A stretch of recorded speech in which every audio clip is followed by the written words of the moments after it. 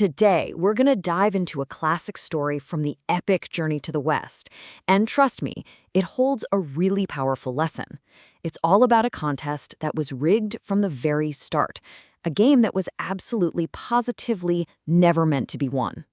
So, let's start with the question at the heart of this whole thing. How do you win a game that's designed for you to lose?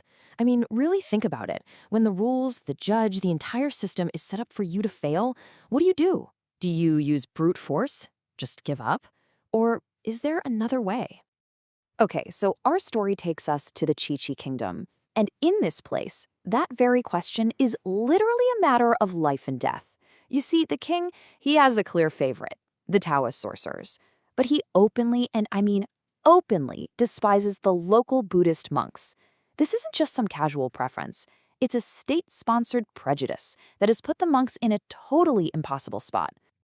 To have any chance of surviving and continuing his journey, our hero, the monk Tang Sanzang, is forced into a contest. It's a high-stakes guessing game against the king's all-powerful Taoist masters.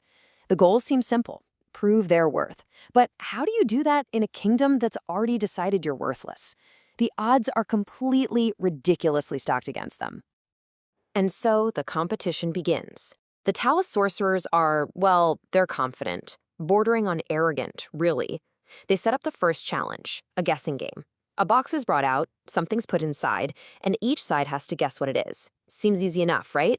But like we said, this game is rigged. The king places this magnificent treasured robe inside the box. The Taoist sorcerer, who's totally in on the secret, proudly announces, "I guess it's a treasure robe." But then Tang Sanzang, the monk, calmly says, "No, I think it's a cloak. Not a treasure, not magnificent, just a plain worn-out cloak."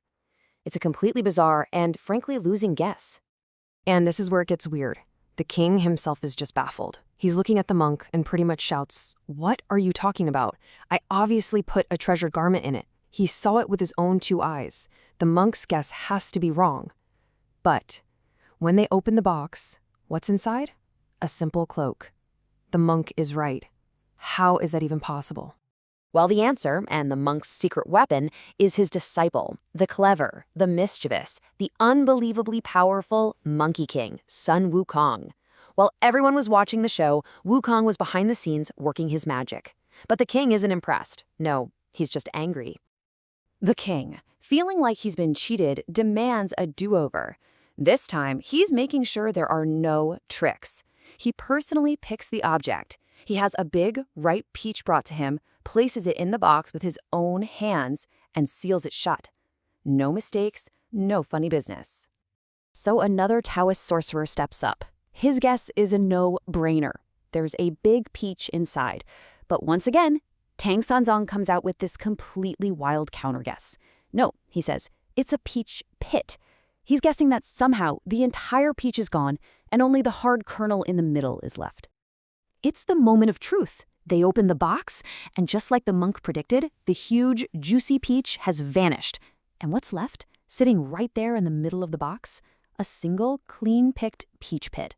Against all logic, the monk is right. Again. And of course, the secret architect of this impossible magic trick was, you guessed it, the Monkey King. By now, the king and his sorcerers are just completely dumbfounded. This isn't a lucky guess. This feels like real, world-bending power. And that brings us to the turning point. 2 impossible wins, back to back. This has completely shattered the king's confidence in his sorcerers and his prejudice against the monks. I mean, he just witnessed something that he absolutely cannot explain. And the king's reaction says it all. He's totally convinced. He says to Tang Sanzang, "Master is truly powerful.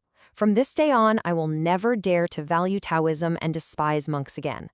And just like that, in a single afternoon, a deep-seated prejudice is completely turned on its head. So now we gotta ask, how did Sun Wukong actually pull this off? It wasn't just some random magic spell. No, it was a masterful blend of illusion, speed, and pure strategic genius. It was the perfect plan to take down an unfair system from the inside out. Okay, so here's how the trick worked. It was deceptively simple. First, Wukong uses his powers to sneak into the locked box. completely unseen. Second, he gets to work on the object, either magically transforming the fancy robe into a raggedy old cloak, or even better, just eating the entire peach down to its pit. And finally, and this is the masterstroke, he would secretly signal the new reality to his master, Tang Sanzang, feeding him that impossible but correct answer. You know, this story is so much more than just a fable about a clever monkey. It's a powerful reminder that wit is so often mightier than brute force. It shows us how creative thinking can be used to challenge and expose unfair authority. And maybe most importantly, it proves that even the most stubborn prejudice can start to crumble when it's faced with undeniable, seemingly impossible proof. And that leaves us with one last thing to think about. Sun Wukong definitely didn't play by the rules. He cheated to win a rigged game. But he did it to defend innocent people and overturn a real injustice. It makes you wonder, when you're fighting for what's right, is any trick truly unfair?